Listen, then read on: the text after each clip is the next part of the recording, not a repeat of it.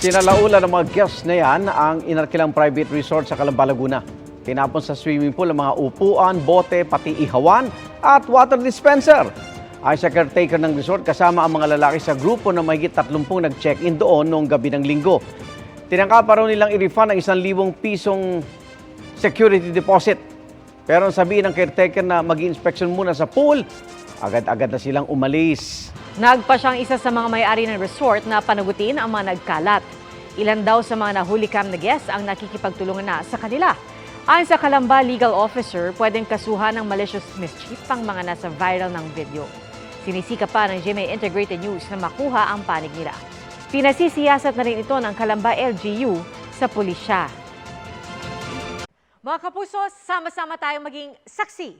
Mag-subscribe sa GMA Integrated News sa YouTube.